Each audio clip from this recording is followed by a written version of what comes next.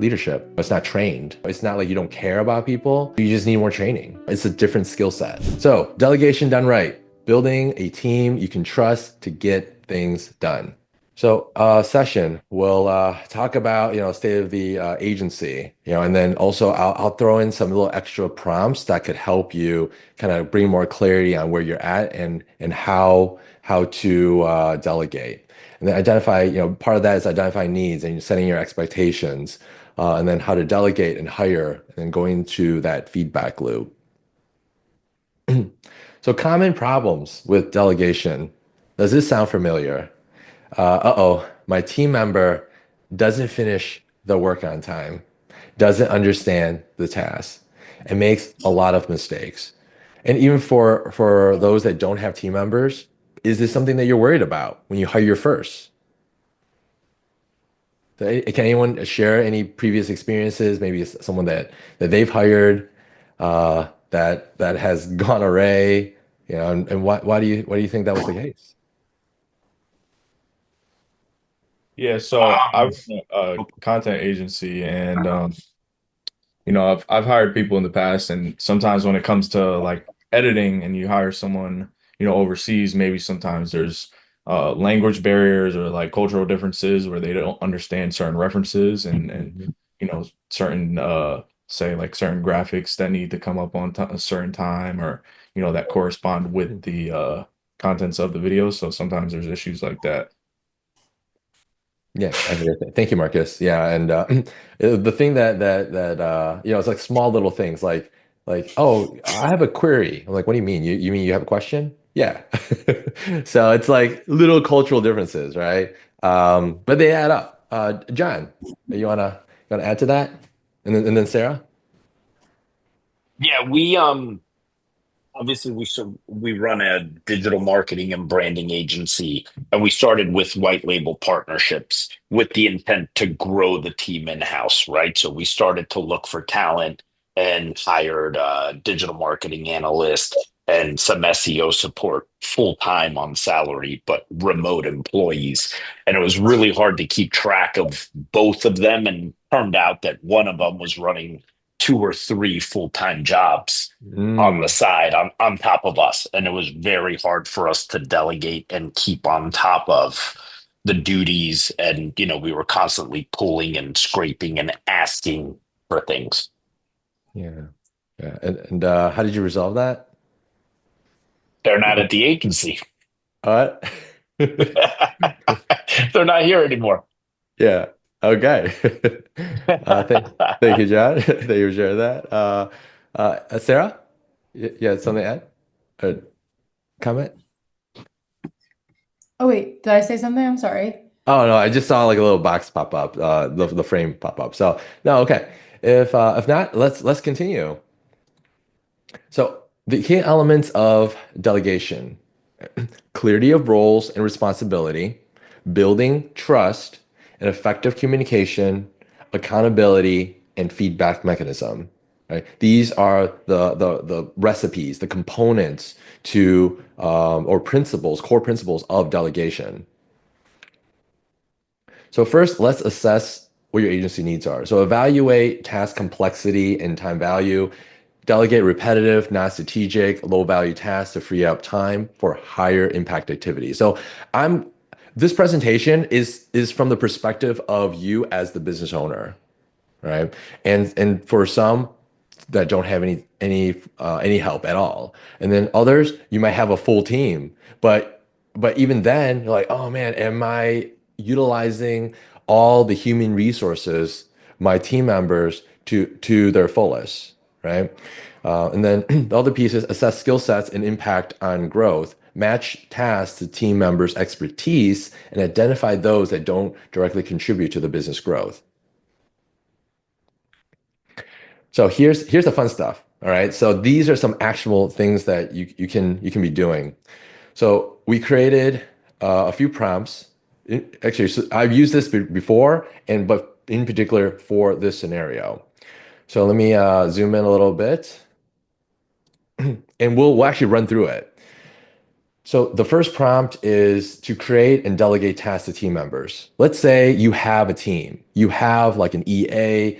So you're the president. You have an EA. You have a social media marketer. You have a video editor. So what do you do? And you need to delegate tasks to your team to help you with a particular project. And let's say you run a video agency. So the structure of this is first context, scenario, and team members and job titles. Right. So you are the president of a video agency, a video marketing agency focused on helping small local businesses. So that's the context. Scenario, you need to delegate tasks to your team, double that, members to help you create 10 social media video content posts for a local bakery called Bread is Life. And then here's your team. You got your team, David, president. Charlene is our executive assistant. Zandro is our social media marketer. Mav is our video editor. Okay.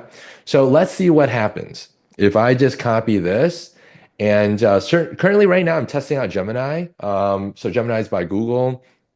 If you have a paid version of Google Workspace, you get Gemini Pro as part of it now. You can always use ChatGPT. We also have the Plus version. It's a little smarter, but let's just go ahead and use Flash a 2.0 Flash. So immediately it creates the outline and basically what you can delegate and what to think about. So you really don't even have to think about this anymore. It's like this is literally cheating. All right. So goal, create 10 social media posts, target platform, Reels, TikToks, Facebook. And if that is not you, you just adjust your prompt a little bit. What is the timeline? All right. And then president, what should the president be doing? Initial content, client communication, strategy approval, final review and approval. What should my EA be doing? Schedule client call, gather background information, coordinate feedback. What should our social media marketer be doing? Content ideation feedback, platform best practices, shot list, scripting, hashtag research, and caption suggestions. What should our video editor be doing? Content ideation feedback, film coordination, video editing and production, adherence to brand guidelines. Okay. So, and then communication, we will use our internal communication channels. I have a quick team check-in on Monday morning to discuss progress and address any roadblocks. So why am I showing everyone this exercise? It's because time and time again, I hear agency owners say to me, I don't know what to delegate.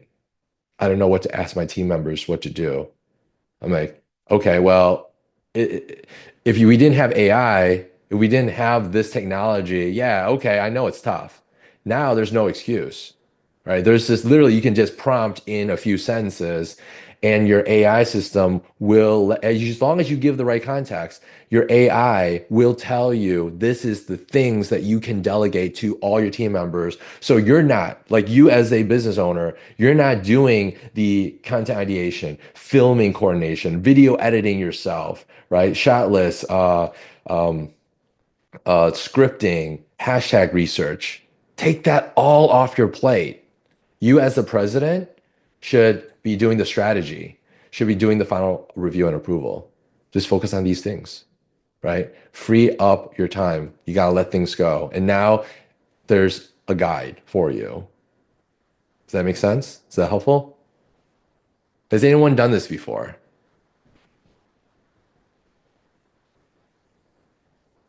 No? Okay, there you go. So that's one scenario. Let's keep going. Okay, let's look at another scenario. Let's say, actually, let me ask everyone here. Anyone here have an EA, an executive assistant? And if not, or another question might be, do you know what an EA is or does? Anyone have an EA? Let's start with that. I have an assistant, but I don't know if it's executive. Okay, okay. So what does your assistant do? Like she's not doing administrative emails, appointment setting, things like that, but she's doing our production assisting. Okay, okay. Yeah, so it's just more of a part of a little bit more project management, right? Project Yeah, manager type more role. project management assisting, yeah. Yeah. Okay. Okay. Anyone else? Anyone else have an EA, executive assistant? All right. Everyone should get one. Really, like if you're going through the AU program and you're working on the momentum campaign, you're working on the authority funnel, you're trying to build out your Notion OS, you're trying to build out your project management system, you're trying to build SOPs, you're trying to scale your business, right? There's so many things that you're doing. And if you don't have an assistant, you are the assistant. All right, just put that in perspective. Okay. So you don't want that. So when you have an executive assistant, here's a little more context. So again, context, scenario, and EA. So in this example, you are the president of a video marketing agency focused on helping small local businesses. Same thing. You currently uh, are monitoring Instagram messages coming from ads requesting more information about our video services, then jumping on calls with prospects. This is what you have to deal with. Sound familiar? Anyone that continues to take the modules in AU, you will get to this point. And you know what that point is? It's called the authority funnel. All right. When you run the authority funnel, you start running ads, you're going to get messages. You will get to this point. So what do you do? What can my EA, Charlene, do to help me out? All right. So let's see. Let's see what our good old Gemini AI will do for us. So enlighten us. Um, so this is what Charlene can do, my EA. Initial Instagram message management and filtering, first level response and information gathering, tagging and categorization, identifying spam and irrelevant inquiries, scheduling initial calls. You know what that sounds like? It sounds like an appointment setter, doesn't it? Right? So she's helping, or your EA is helping with the appointment setting from your Instagram feed. Call preparation and follow-up, gathering prospect information, basic research, calendar management reminders, post-call follow-up, right? And then process optimization reporting, tracking message volumes and trends, developing standardized responses and templates, identifying bottlenecks, basic reporting. And then finally, administrative support, maintaining the CRM, lead tracking, organizing marketing materials, right?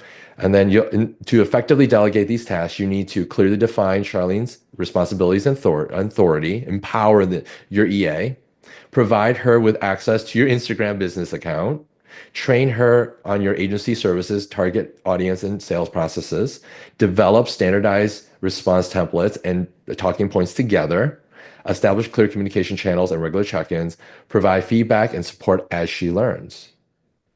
You see? Now, ask yourself, if you didn't have an EA, what would you be doing, right? You'd be doing all of these things, right? So that's why, like right here, that's why you should have an EA, because once you start bringing in opportunities, you're gonna need like, oh, I need an appointment setter, I need all this stuff, right? Your EA is the first person that's taking weight off your shoulders, so you can start scaling and growing your business much, much faster. If not, you're doing all of these things. There's any questions? Does this make sense? So you're saying EA would be your first hire, like before anything else? Absolutely. Yeah. When you get a chance, a book I highly recommend is called Buy Back Your Time by Dan Martell. Anyone heard of Dan Martell? It's it's this guy. He's been pumping out content like all over YouTube and all social media platforms. He's like the almost like the Alex Hormozy of like like startups. And as a matter of fact, his social media marketer was on one of the agency U trainings. Like I think Austin or Gilberto invited him to join agency U in one of the in one of the training sessions. So there should be a recording of one of his social media marketers talking about how they run their marketing. And in his book, he recommends first hire. Every entrepreneur should be an executive assistant. That's a great question, Jonathan. Charlene, can you find that when you get a chance and share that to Jonathan? And by the way, Charlene and Eliza's our EA in training, is also in the call. And as you can see right here live, I can ask my EA to assist and keep going with the flow, right? Again, live in action. This is another reason why you should have an EA. So now let's one more prompt. All right, actually, where are we at? All right, yeah, one more prompt. Now let's look at it from a reverse standpoint. Remember the topic or in the slide deck here, we talk about they just don't understand the tasks. Like people just don't get it. Maybe there's a culture, like Marcus has said, there's a cultural barrier. There's this barrier. There's just like they just don't get it. They don't understand what I'm asking for. Okay, okay. Let's see how we can help with that. So I took this other prompt and reversed it.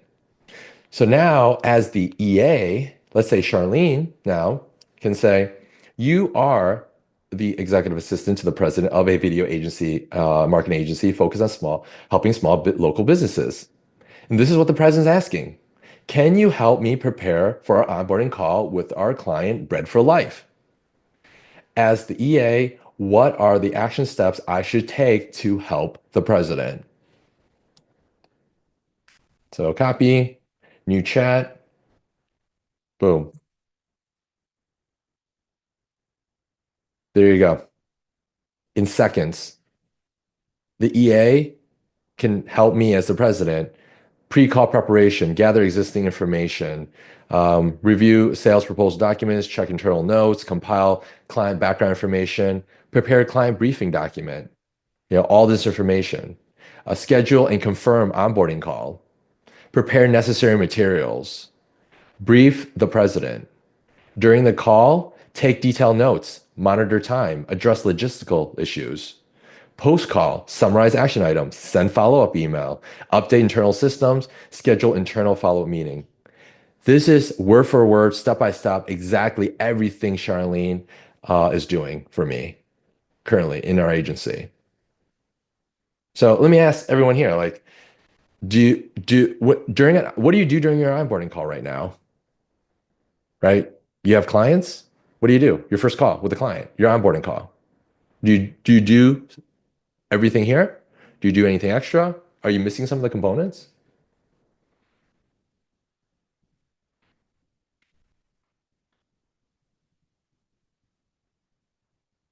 Anyone want to share? Comfortable sharing?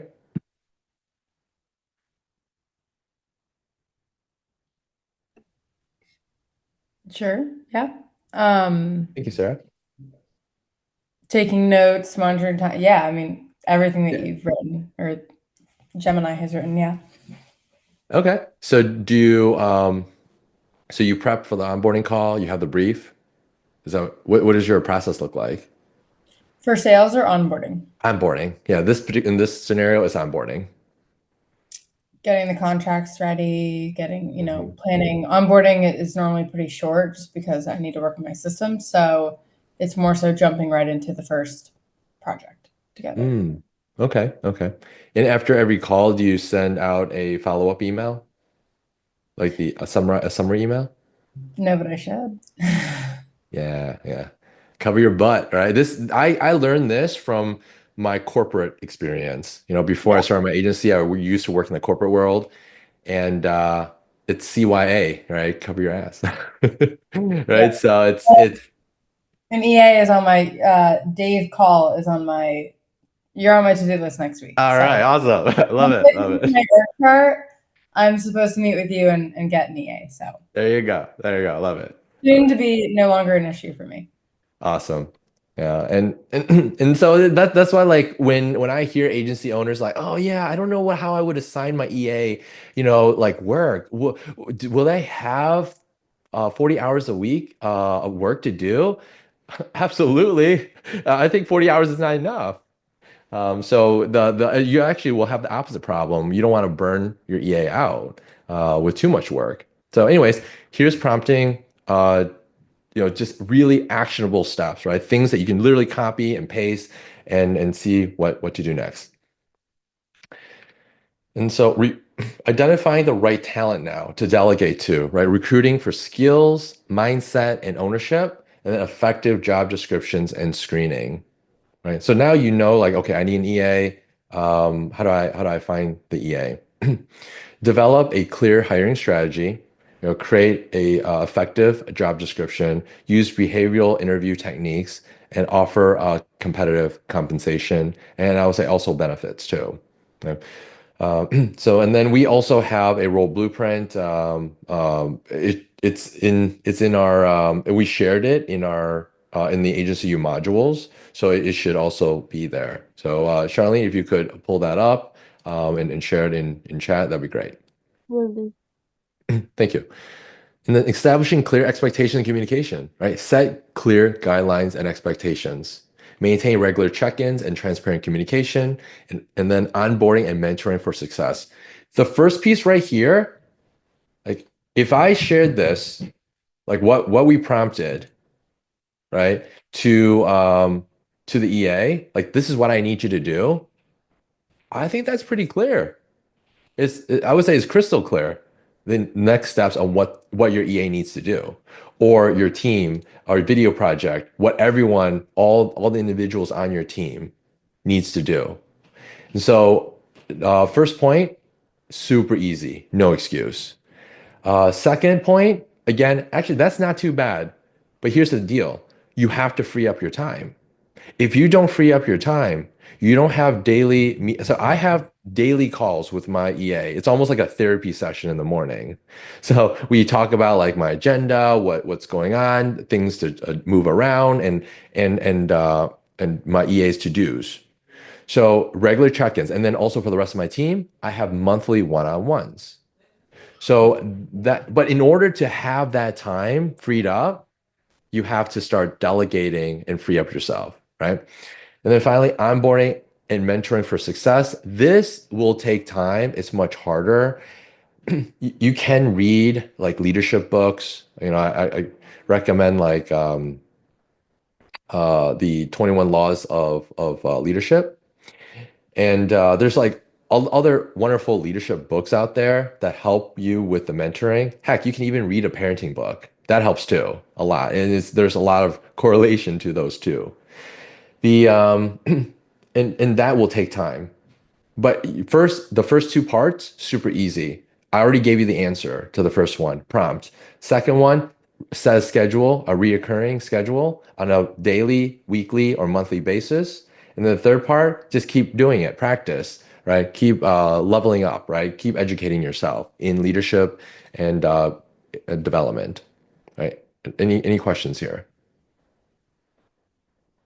Good. All right, so task delegation frameworks.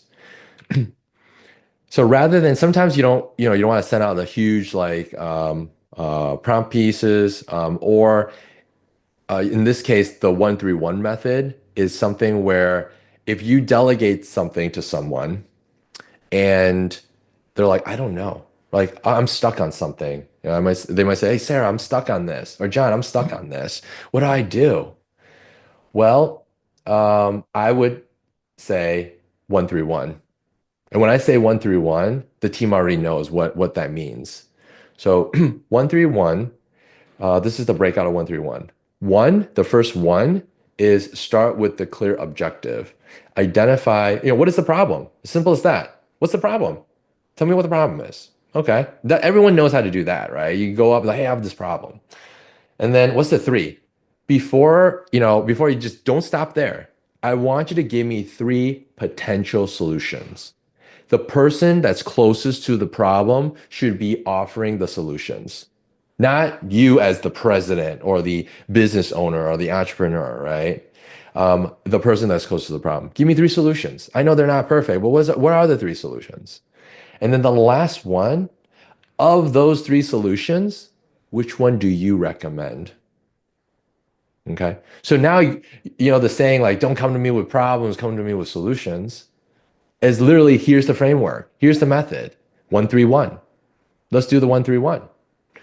And sometimes I say the 131 and they're like, oh, yeah, no, no, no, it's not a problem. I just want to let you know. Okay, cool. Thanks. Let me know if you need any help. Or other times they come to me with the full 131 method. Then when that happens, so I'll run a scenario of of like, just this can be applied to your significant other. Okay. So this can be applied to your personal life too. So for example, I might ask my wife, what would you like to have for dinner tonight? Right? Pretty common, right? And then I would say, oh, would you like American? Would you like Mexican? Or would you like Chinese food? Right? And then the third one would be, I'm really feeling Chinese food because we had Mexican yesterday. So it may work, it may not work. For my wife, she's like, yeah, I don't know. We'll figure it out. And I never really get an answer. But for the most part, it does work pretty well, right? So I would encourage you to try this 131 method out. You may already be doing it, but not exactly in this framework. So when you start communicating like that, it provides a lot more clarity to others, but also for your team to provide more clarity for you. Does that make sense? Any questions?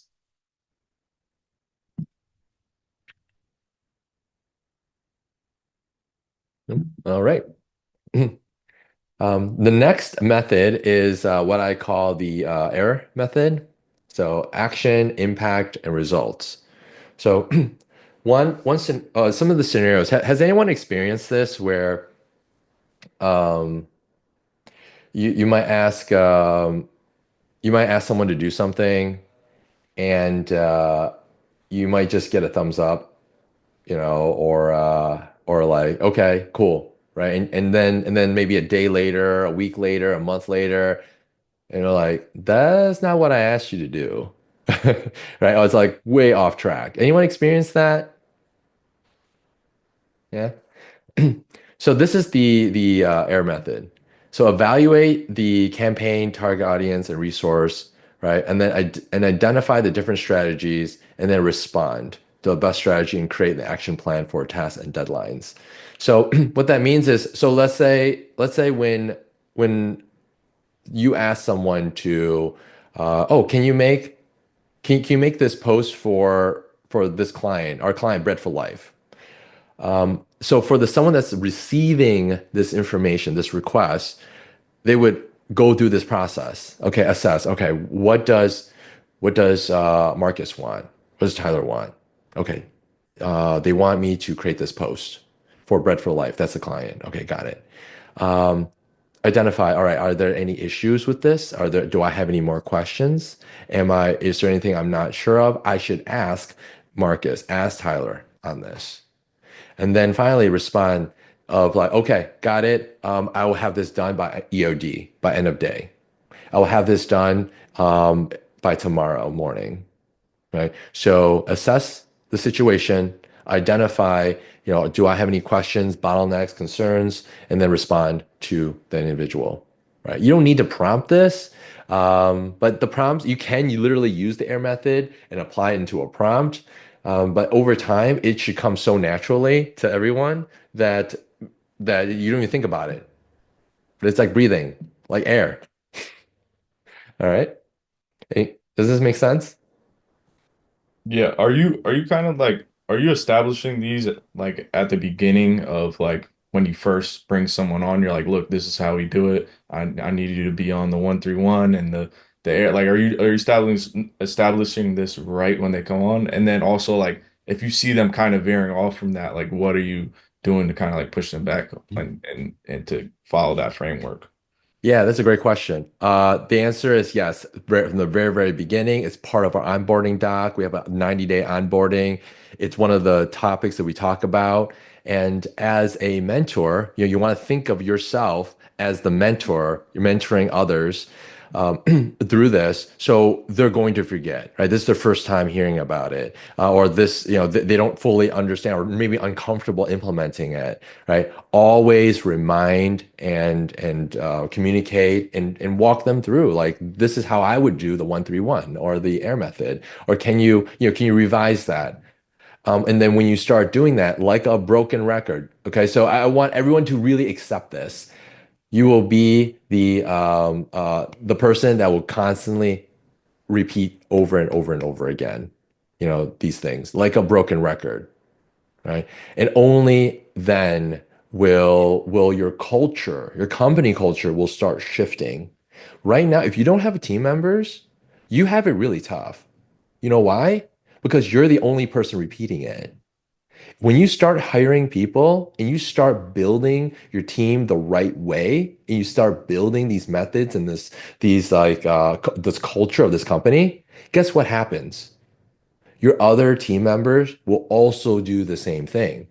So when one team member asks another team member about something, they'll do the same thing, and you're like, whoa, that's awesome. Because they're asking another team member, can you give me the 131 on that? You see? And that becomes your culture, right? And imagine you have 10 people now working for you, 20 people, 100 people, they're all communicating like that. So that's why everyone here that doesn't have help right now, or maybe just one or two, it's difficult, but you have to do it. You put in the time and repeat yourself like a broken record. Just accept that as reality, and your team will start changing. Right? Your culture will start improving. Does that help, Marcus? Right. Thank you. Thank you for asking. Empowered delegation, trust and empowerment and delegation. And we touched on that in the wall, right? Like just letting go, right? Trusting your team, fostering empowerment. Because ultimately, this is what I let our team members know, the new hires know. This 90-day onboarding, especially for the first 2 months, there's going to be very little autonomy, if at all, right? It's really intense. There's a lot of training, a lot to do. It's going to feel like you're drinking from a fire hose. But our goal here is to give you as much, if not all, full autonomy.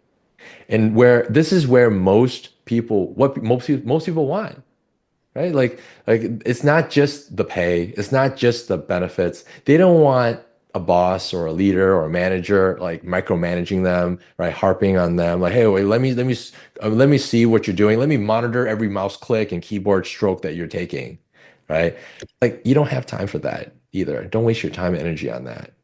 So what happens is you want to focus on the training and then encourage others. Like, I want you to be more autonomous or have more autonomy, and providing more support as you're coaching them throughout the onboarding journey, and then also in the future beyond the onboarding process.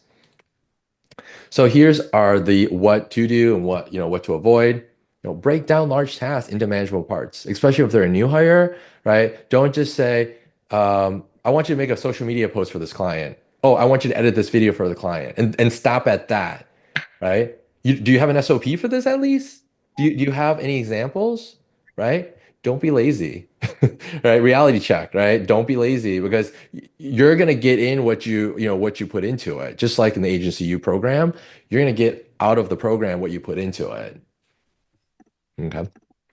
And Sarah, did you have a question?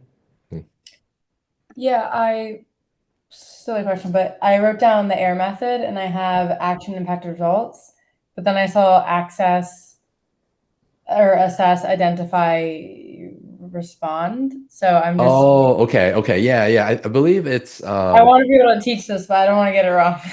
yeah. Charlie, can you confirm the first acronym? I think it's assess. I think it's assess, not action.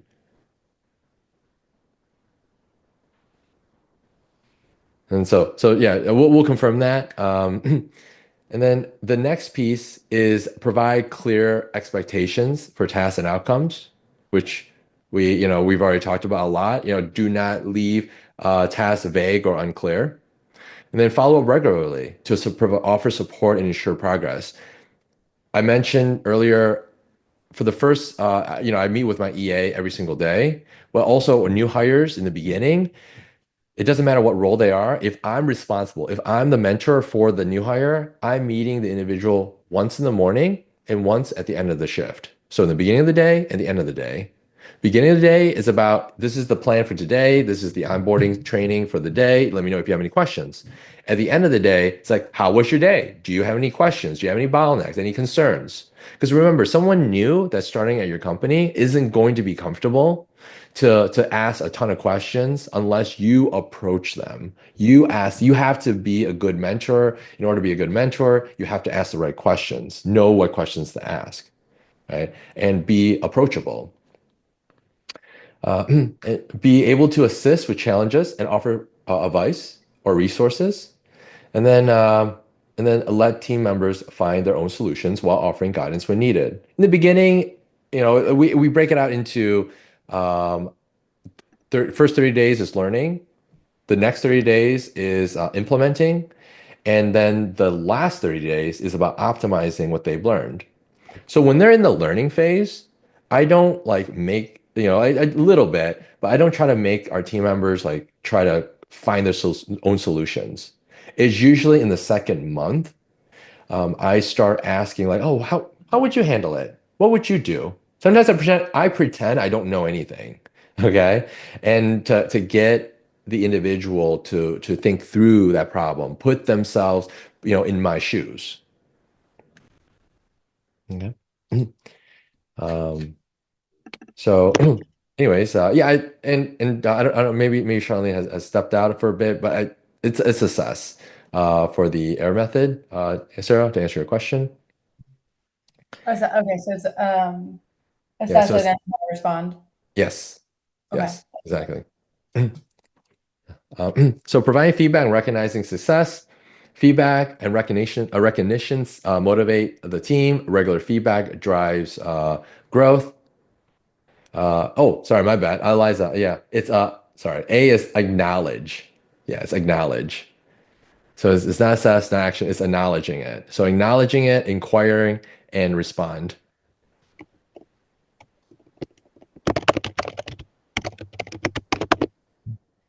And oh, and see you, John. Thanks, and I'll talk to you later.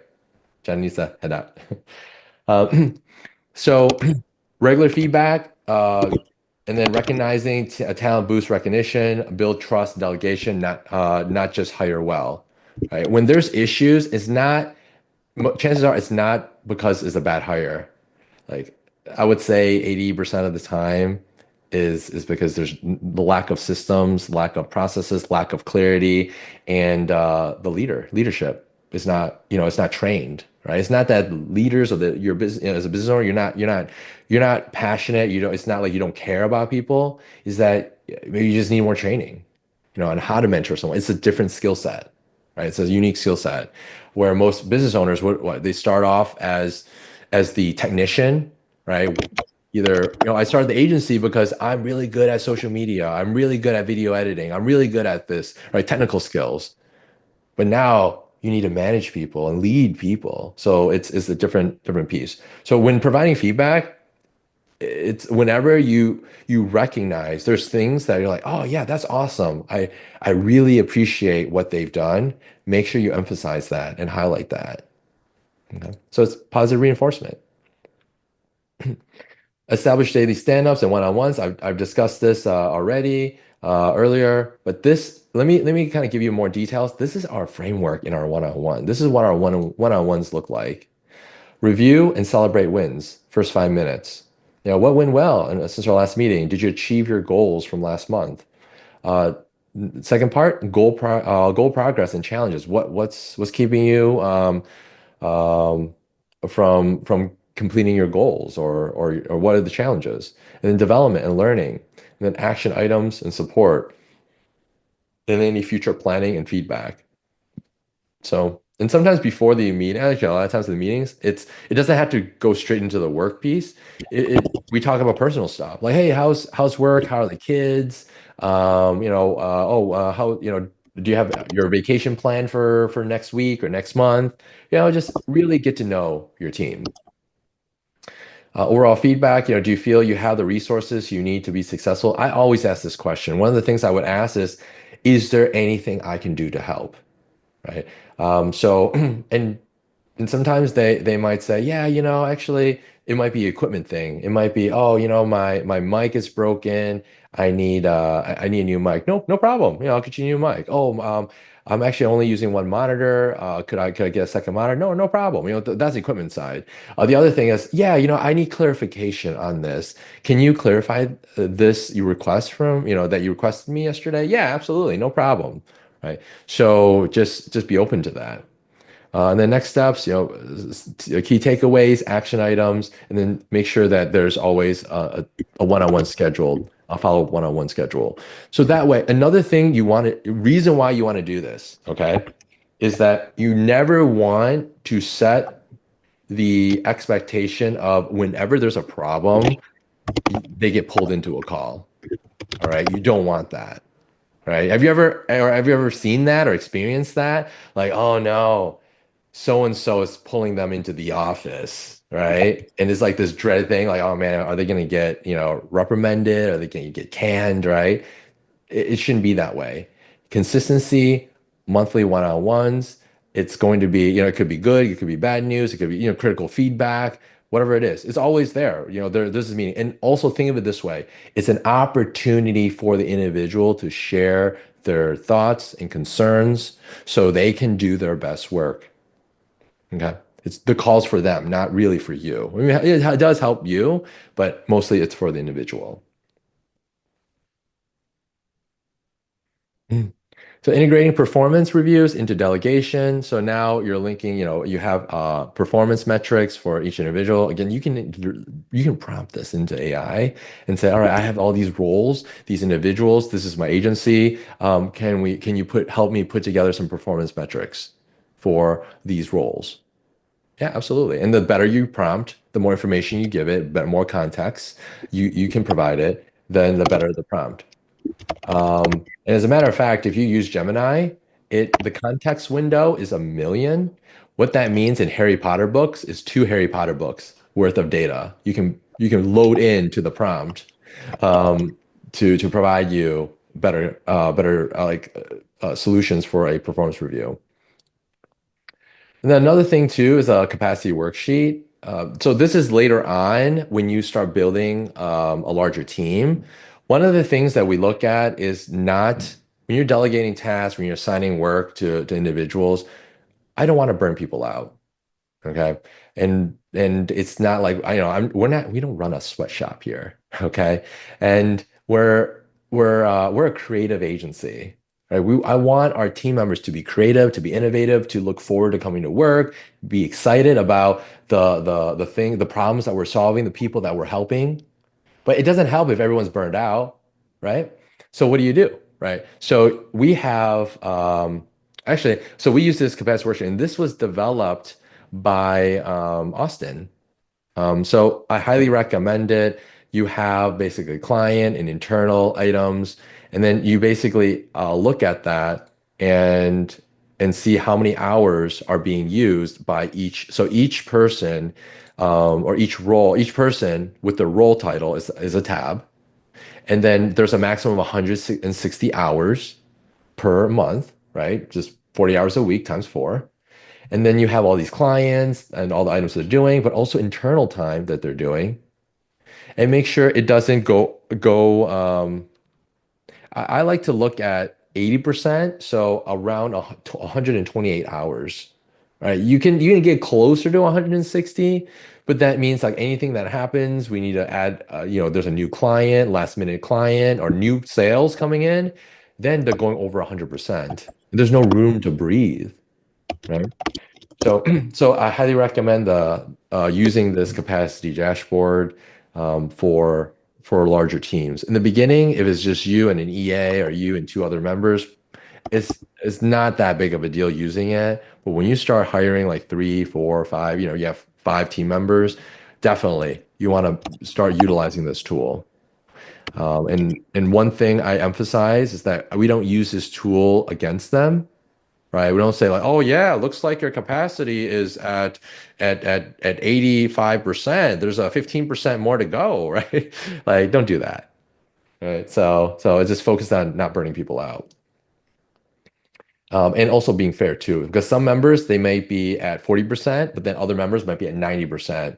What then it opens up discussions of what can we do as an organization to train the individuals that have more free time to help out the ones that are overloaded with work, right? So it creates more balance and fairness in the organization. So action items. I don't know. Does it feel like a lot right now? You feel like drinking from a fire hose? What do you guys think? How are you guys feeling? I think it's good information. I'm curious like how are you establishing like performance indicators if it's not based off like the hours necessarily that they're putting in, it would just be so specific to the task that they're doing then, right?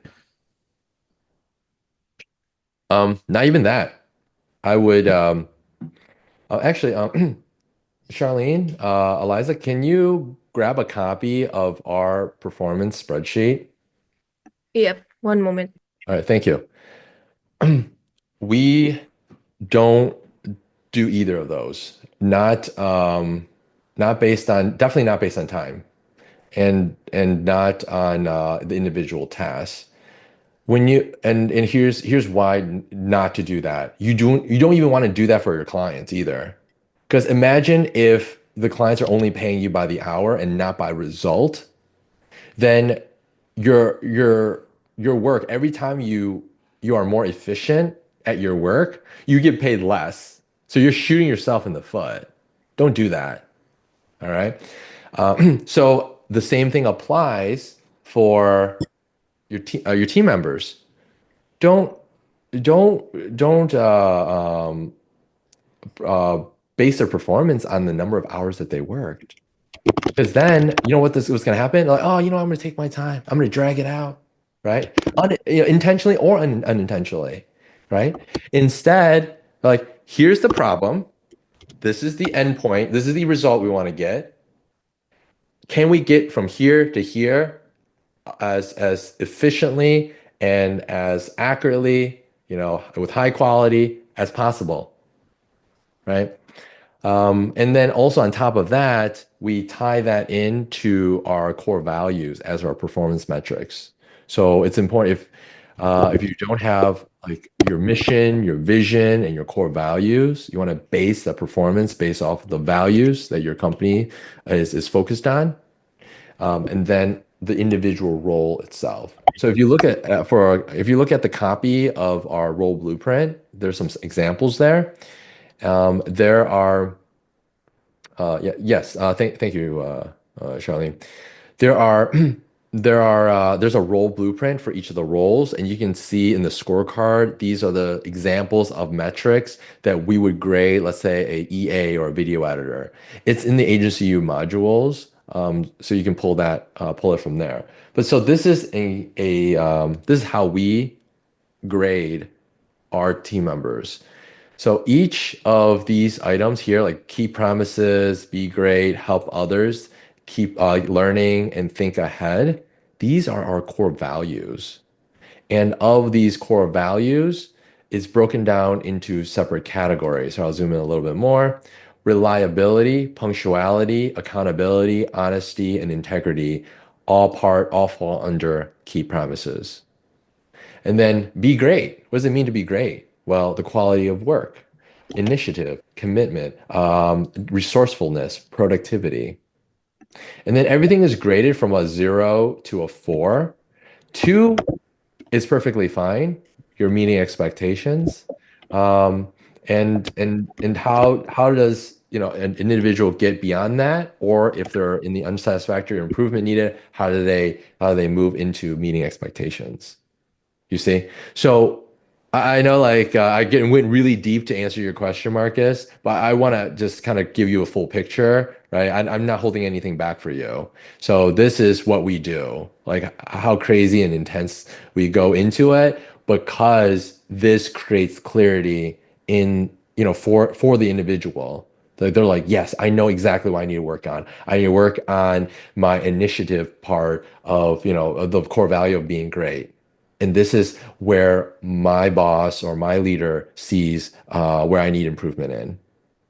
Instead of saying, oh, you need to be better. You need to be better at your job. That's useless information, right? Like, thanks. Right? Like, what do you mean? Like, oh, how do I be better? Right? You gotta be more specific. So, a good question. What else? Any other questions?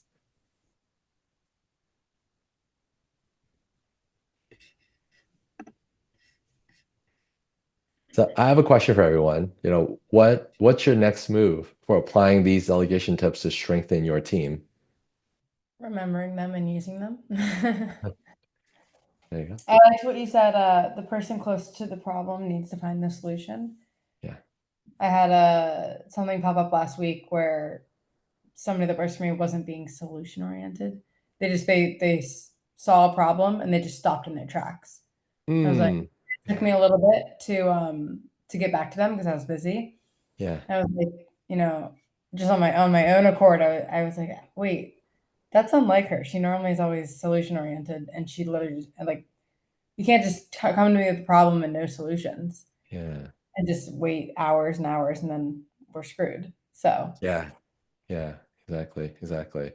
And yeah, and thanks, yeah, Tyler, for bringing it up. Yeah, the 131 would be perfect in that scenario, right? Even though you're busy in a meeting, right, and you're just jumping from meeting to meeting, and you see this message, and it's just a problem or a question to you, just respond 131. I actually have a text expander. Okay, so what does that mean? If I type in semicolon 131 immediately, the full breakdown of what 131 means. And sometimes I don't even send 131. I send out the full text. Like I need this. So I use a text expander app on my system to okay, send the full message. that's Okay. cool. So another like little tip. What else? Any other questions or thoughts? A little overwhelming, a lot to consume, a lot to apply. Don't worry. It only took me 13 years to get to this point. So hopefully not 13 years for you. Maybe in the next 3 to 6 months. Maybe how about a year, right? A year um, to make really not just start applying it, but really being part of your team's DNA. Okay. So I'll wrap it up here. If you have any questions, feel free to message me directly. I'm on Agency U, of course. You can message me there. You can email me, and also let me know if there's any other training topics you would like me to cover that's related to building a team, talent acquisition, and stuff like that. Happy to share. Does Okay. this Yes. call get put up somewhere where we could go back to it? This what? Does this call get recorded and put up? Yes, it does. Yeah. Yeah. We have all the recordings. We'll share it to Chloe at Agency U, and she'll add it into the Notion modules. Mhm. All right. Well, thank you everyone. Have a wonderful weekend.